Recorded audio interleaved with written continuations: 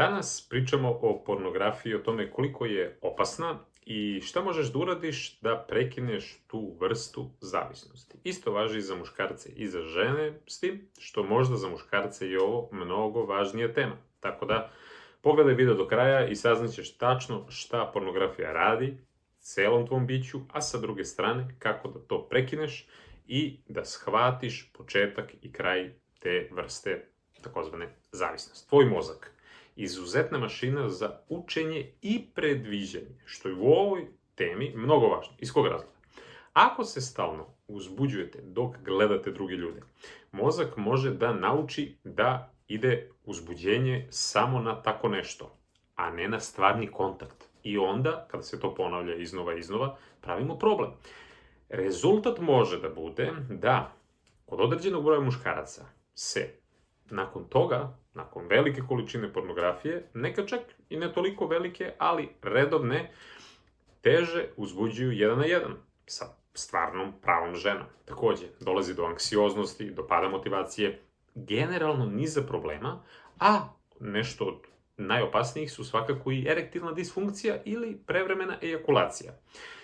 Bitno je da ako ste ikada pomislili ajde kao mogu nešto sa nekim, ali uz pornografiju, to je već ogroman crveni signal. Zato je jako važno da shvatite da ovde nije ništa sramota, strašno. Pričamo čisto o biohemiji mozga, u smislu šta ste vi navikli i da, neću ja ništa ovde sada pričamo o moralu i tako dalje, iako je to jako važan deo svega ovoga, da biste se vi pripremili za neko tamo doba kada želite možda da imate brak, decu i tako dalje. I znajte da je ovde poenta da samo razumete sebe, zato što je ovde dublji koren, a ne samo to, sviđa vam se nešto, pa odete tamo pa nešto gledate i tako dalje. Znači, kada pričamo o tome, da li je pornografija dobra ili ne, to je više stvar izbora i vrednosti. Ja ću sada vama da objasnim u fiziološkom smislu šta vi potencijalno kvarite kod sebe ako ste non stop navučeni na tu stvar. U duhovnom smislu, to je takođe jako loša stvar, zato što vaša pažnja ide ka nekim tamo osobama, ne ide ka vama. I to nismo stvoreni da bi, da kažem, gledali to. Znači, mnogo je važno da shvatite kada vaša potreba kreće da bude, da kažem, kompulzivna, u smislu da pravi štetu. Kada gubite kontrolu, u smislu moram. Čim nešto morate, to je već crveni signal. I često ljudi prijavljuju, nebitno da li imaju 15 godina ili 30 ili 55, da im pornografija remeti posao, odnose, smanji jednostavno fizičku energiju i generalno ovako mentalnu za život i naročito utiče na seksualnu funkciju. To se, da kažem, klinički uklapa u celu priču kompulzivnog seksualnog ponašanja. Dakle, fokus mora biti na shvatanju posledicama, koje su posledice svega ovoga i kontrolisanju svega toga šta se dešava pre samog čina www, pa sad neki sajt i tako dalje. Znači, mnogo je važno da gledate prvo da pornografija nije isto što i seks. Znači, zato što je to razlika između posmatranja i stvarnog iskustva. Takođe, pornografija često ima vrlo malo veze sa seksom i sa željom, a mnogo sa stimulusom i da kažem dopaminskom zavisnošću koju čovjek izgradi kod sebe. Jer seks u realnosti nije mehanika. A, da kažem, u pornografiji profesionalni glumice koje to tamo rade, to je trening. Kao što neko ide u teretanu, kao što neko ide ovamo namo i oni to rade, možda neko radi, ali vrlo mali procenat, većina njih to radi zbog novca, slave i tako dalje. Znači, tu nema onoga šta je ključno za vas, a to je, sada neko će reći, ljubav, da ne da se isključuje, znači, miris, dodir, znači, onda emocije, onda osjećaj sigurnosti, pa nesigurnosti, pa povezanost, pa komunikacija, pa ritam, pa pauze. Znači, sve to u prirodi, kada ste sa drugim polom, da kažem, muškarac sa ženom, uglavnom, mada danas imate ove LGBTQ, sve to je sad, pa tek neka druga tema, to već u nekom drugom videu, ali, znači, suštine, kogod da ste, šta god da gledate, znači, gledajte ovo samo iz ugla zdravlja, zato što na duže staze pornografija jako oštećuje ceo naš, ne samo mozak, nego ceo sistem. Sada je bitno da shvatite da je pornografija posmatranje i beskonačan izbor i non stop nešto novo, a to je potpuno drugačije od onoga šta je stvarni život. Znači, ako vi treba, što ja prvi polazim od toga, da mi treba, ono što sam pomenuo na početku, moralno da sebe izgradimo i da pričamo o tome, znači vi totalno mašite poentu. Kako ćete vi onda sa jednom ženom da budete 50, 60, 70, koliko vam Bog da budete, da kažem, živi i sa njom u braku i tako dalje, ako vi non stop za 15 minuta pogledate, ne znam, 50 različitih žena tamo. Znači, suština je da se mozak nauči ili ti oduči da se uzbuđuje kad gleda druge ljude. Jer to se automatski preliva na tu situaciju 1 na 1 koja će da se promeni.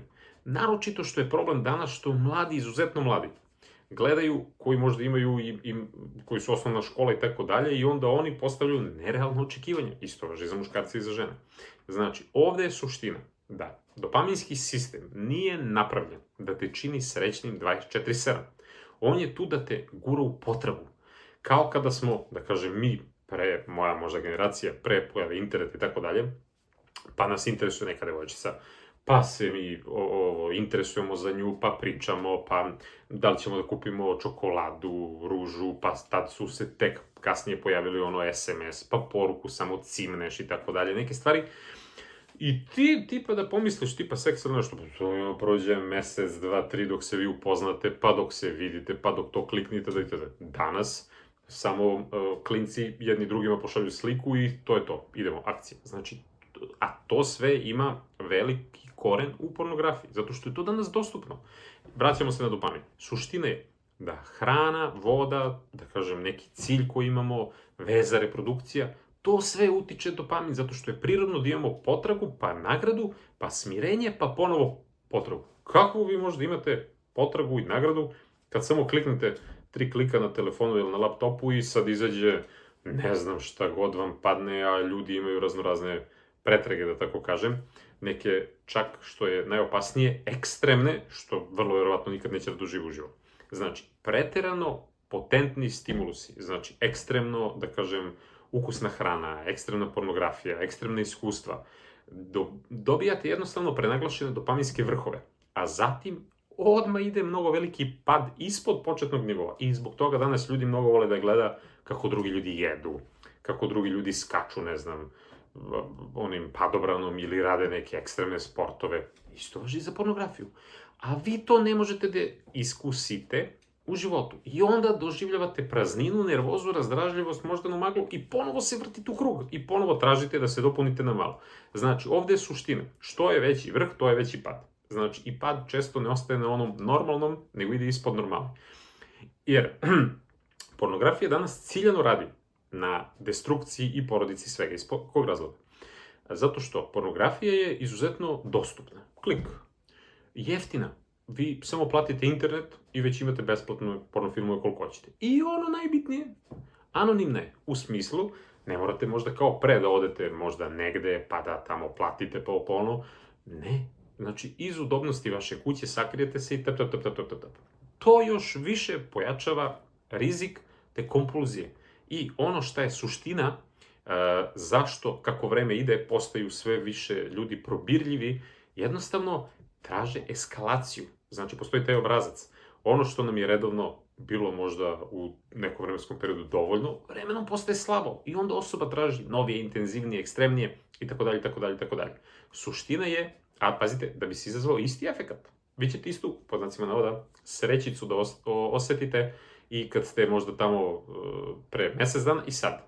Ali mnogo više ste se sad trudili, u smislu čačkali, istraživali, ugao ova rezolucija, Znači, pornografija, tehnološki super stimulus, da ga tako nazovem. I vi danas, za minut, ćete videti nešto šta sve vaše prethodne generacije, znači pričamo možda o hiljadama ljudi koji su vaši neki preci, videlo za ceo život. Svi oni zajedno da se skupe, toliko žena nisu videli koliko vi za minut. Je li to normalno? Pa naravno da nije. I znači, automatski se menja prag uzbuđenja, očekivanja. Koje su posledice? Kao što rekao, najdirektnije su erektilna disfunkcija.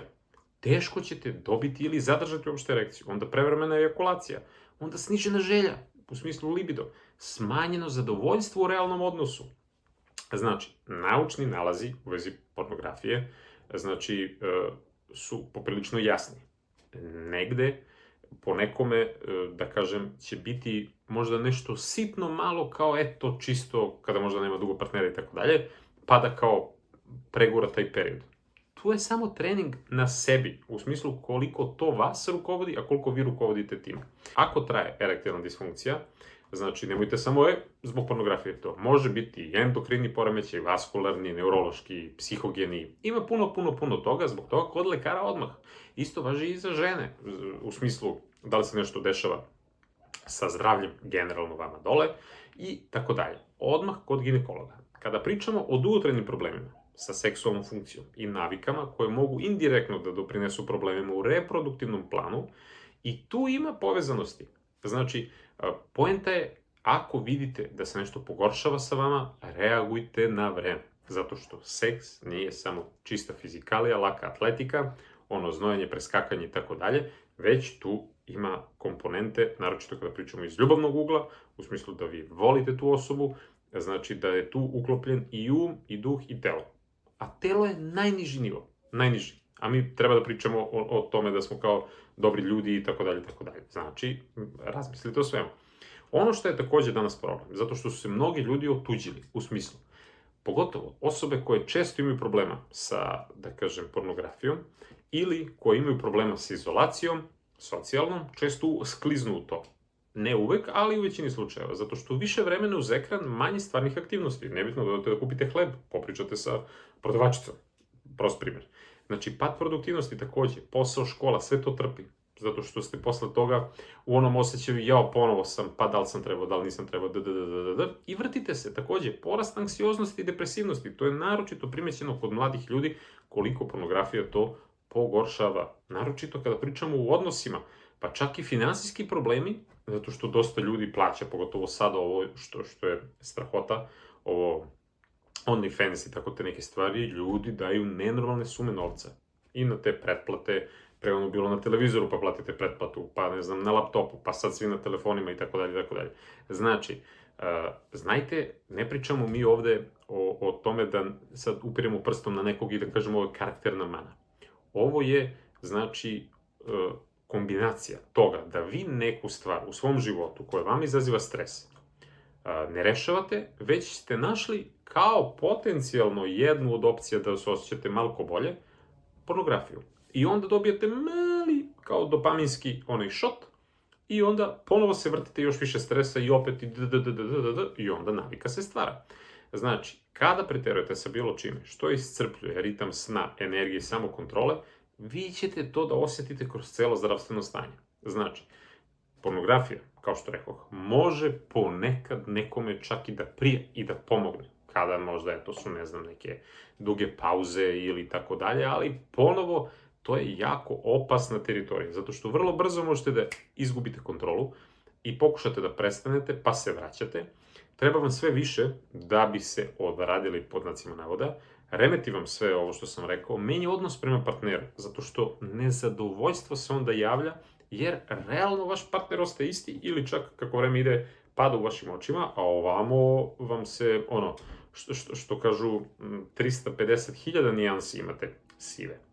Znači, suština je da se javlja sram, skrivanje, osjećaj zarobljenosti, a plus ovo sve što može da prati, erektilna disfunkcija, anksioznost u realnim situacijama gdje ljudi sad ne znaju da pričaju uopšte o tome, da kažu hoću, neću, prija, ne prija, tako dalje, i onda ljudi se sve više okreću kompjuteru gde tu dobijaju glavni izvor olakšanja i zadovoljstva. Katastrofa.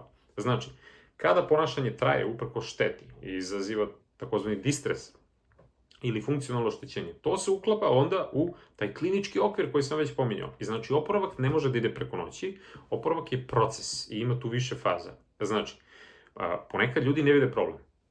To isto važi i za drugu zavisnost, tipa za alkohol, za cigarete i tako dalje. Kao ne vidim, neko vam kaže, ima ništa, kao to nije. Znači, imamo to prerazmišljanje, kao ne. Pa onda ide razmišljanje, vidite posljedice, ali ste onako ambivalentni u fazonu, pa dobro, pa ne znam, i tako dalje. I onda ide priprema, u smislu konsultacija sa nekim, pa planiranje, pa uklanjate okidače, isto kao kad krećete na dijetu, pa nećete vi kad idete na dijetu da u kući nakupite sve moguće vrste slatkiša koje volite i slaniša i da prolazite ciljano i da uđete tek tako u pekaru, McDonald's i tako dalje. Ne, nego zna se šta je kod kuće. Isto važi i za ovo. Takođe, akcija je neophodna u smislu da se napravi, kao što rekao, plan i da se sad taj plan sprovede u delo. Znači, prekid i nov sistem, nov način. Ako je pre bio običaj da dođete s posla i odmah skočite na kompjuter, sad radite nešto novo. I znači, nova akcija će da gura ovu staru, koja nama ne treba, i onda je bitno da održite to, u smislu kao navike. Znači, da stvorite novo, nešto zdravo. Da li ćete krenete na trening, da li ćete krenete na neki, da kažem, mentalni trening. Bitno je samo, znači, da ima faza održavanja u smislu da se vaša stabilizacija sprovede kompletno. To je mnogo bitno. I, popularno rečeno, relaps, ako se desi, znači, učite. Zbog čega? Šta mi se desilo pa me je okinulo da se vratim, eto, nebitno, pornografiji, alkoholu, cigareti, nečemu poročnom, čemu god. Znači, mnogo je bitno da shvatite da ne postoji taj univerzalni rok, u smislu odviknut ćete se možda za mesec dana ovamo namo, ali apstiniranjem od toga, često ljudi počnu da primećuju jasne pozitivne promene. Znači, to je sad onako već pokazatelj stabilnog oporavka, u smislu dubina navike i strategija određuje trajanje koliko ćete vi da li će vam trebati mesec, 2, 3, kako god. Znači, suština je da smanjite sebi dostupnost. Znači, tipa, ako imate, ne znam, preko kompjutera to nešto radite, ili preko laptopa, onda telefona, gde god, znači, sklonite te neke možda sajtove, možete da stavite one ad blokere i tako dalje, da obrišete sve te istorije ovamo onamo, onaj browsing i tako da, sve to. Znači, sve te neke naloge možda koje imate na tim nekim tim društvenim mrežama za te stvari.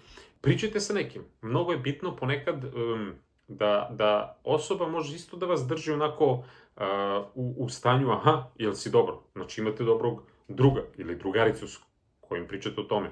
Delite muku. Zato što ako oni ne mogu da vam pomognu, potražite stručnu pomoć. Da odete da popričate, da odete na terapijski neki proces, neki razgovor i tako dalje. Znači, sve se to rešava. Znači, kada vi napadnete okidače, znači, ko što rekao, usamljenost, dosada, stres, sram, anksioznost, i gledajte, pišite šta se desilo, na primjer, pre vašeg nagona, kad ste morali.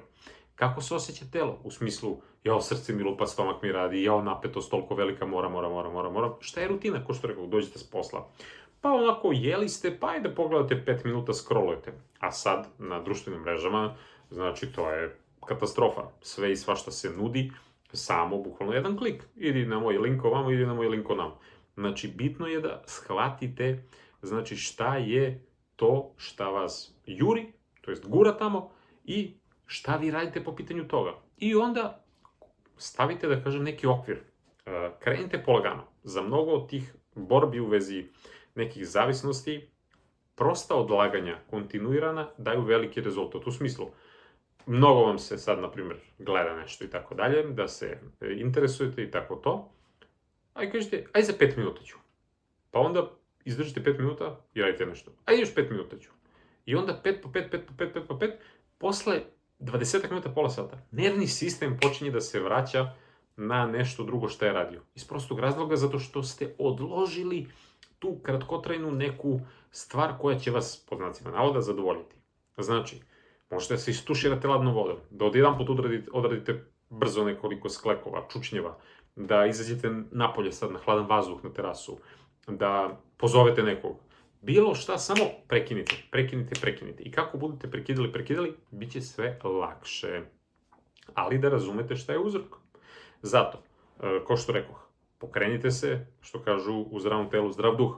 Znači, vežbanje, sprintevi, tegovi, znači možda čak neka borilačka veština, bilo muškarci ili žene, svejedno. Onda druženje, uživo, smeh, razgovori, da kažem, rad neki na nekom hobiju, možda volite da obrađujete drvo, da sadite neke voćke, da oko kućnog ljubimca, šta god, priroda, šetnja, sunce, pišite, možda hoćete da kreirate nešto, pravite, znači šta god, pisanje, idite, pričajte sa sveštenikom, idite u crkvu, molite se, nekome priju možda vođene meditacije, šta god, samo znači vi odlučujete gde dajete vi vreme. I onda sve te aktivnosti u čemu je caka. One će da vam daju dopamin. I onda kad vi male korake pravite, pa ta mala dostignuća, vi kažete, jao, jeste super, pa mali dopamin, pa vi ćete da se sredite. I znajte da često te osobe potencijalno mogu da pređu na druge stvari, u smislu onda neko prekine s tim, ali onda krene da jede kao, po znacima navoda, manijak. Znači, suština je, ili ne znam, krene da puši i tako dalje. Znači, suština je da shvatite početak, zašto nešto ide tako, šta vas je tu dovelo sve i šta sad radite totalno drugačije. I otići ćete onda u bolji smer. Jer vi ćete da osetite, i uglavnom ljudi osete osjećaj besmisla. Znači, nema cilja. Šta je cilj? Uradili ste jednom, drugi put, treći put vrtite onu listu tamo, ne znam, porno zvezda i tako dalje, pa birate ili kategorije, ne znam, s onim, ode, onde, i tako dalje. Nema pojente. Znači, shvatit ćete pre ili kasnije, nema smisla. Znači, jer suština je neprocesuirana emocija ili ti trauma. I onda je sad to neko malo zadovoljstvo kao čokolada. Sad, čokolada je kudikamo zdravije od ovog, mnogo, i realno i tu možda se preteruje, ali oporavak, znajte, će vam pomoći da nađete partnera za kojim tragate, da postignete više na poslu, da radite na svojoj svrsi, da kažem, na svojim ciljevima i krenite da regulišete vaše emocije. Znači, vi ste u kontroli, ne to što vam se nudi, jer sad je postalo faktički toksično okruženje u smislu. I osobe koje su možda u braku, u vezi, vamo, namo, kače neke provokativne slike, pišu ovakve komentare, sve to možda se saseče. Znači, kada vi hoćete. Isto važi i za možda vašeg partnera. Ako on ima neke probleme, pričajte, rešavajte na vreme dok to ne uzme maha. Znači, mnogo je bitno da podelite sa nekim, zato što tajna faktički čuva bolest, jer taj osjećaj sramote, pa tajne, pa izolacije, sve to je upetljano mnogo, ko pila u kućine, što bi rekla naše babe. Zato podrška, terapija, mnogo je važna. Znači, znajte da imate i online terapije, imate i grupne terapije, ima raznoraznih energetskih terapija. Ako vas nešto od toga interesujete, na moj sajt viktorjeremić.com, vidjet ćete tamo neke stvari. Uspešno se to rešava, vrlo brzo. I znači, znajte da ponekad ode čak u ekstrem, u smislu lekovi. Ali, kažem, to isključivo sa lekarom i ako ode dotle. Znači, suština je da se vama vrati osetljivost. Da, ako je privlačnost otišla u neki ekstrem ili realnost, da kažem, je onako bledunjava, logika je jednostavna. Prekinemo ove super stimuluse i dajemo mozgu šansu da se vrati na normalni prag, da onda kad nađete, ako ste sad sami, muškarca ili ženu, jer pričam, ovo važi i za oba pola, znači, da kad nađete nekog, da vi prirodno uživate, ko što je uživao vaš Askurđel tamo, ili ko već, znači, prirodno, kao kad vidi ženu, da bi mogli da iskusite, jer ponavljam, nije ovo samo čisto priča o fizikaliji. Znači, ovde je mnogo bitno o toj duhovnoj čistoti, o tome šta vi radite, kako to emitujete onda i na svog partnera, i na svoju okolinu, i na svoju decu sutradan. Znači, mislite o tome, vi niste samo ovo fizičko šta vidite, ima tu mnogo toga. Znači, treba da vam poraste motivacija za stvarni kontakt, da se vi onda sredite, obučete, da imate želju da odete, da nekog pitate nešto, da pobedite, možda da skupite hrabrost, da priđete nekome. Ovako ne, vi kući cap. Znači, prestajte sa tim. Znači, suština je korak po korak. Znači, i da se desi, tipa, ono kao, ponovo, ne znam, me uhvatilo ludilo, i tako dalje, samo retrospektiva. Ko je okidač, koja je emocija, koja je doba dana, koje je mesto, koji uređaj, znači, gde sam bio, šta sam radio, i tako dalje, i znači, shvatite onda, vidiš, ovde imam ja potencijalno slabu tačku. Radite na tome i bit ćete bolji. Pišite baš vaše iskustva, šta vi mislite o ovoj temi, šta je vama, da kažem, pomoglo možda konkretno ili šta ste čuli i videli i tako dalje, jer ovo je jako važna tema, pogotovo za mlade ljude, ali i za odrasle, jer, nažalost, ponekad se brakovi završe zbog ovih tema i ovo često može da odvede i u neku preljubu i tako dalje, što svakako nije dobro. I evo, interesuje me da podelite neka vaša iskustva koja će sigurno značiti drugim ljudima. Veliki pozdrav od mene i srećno!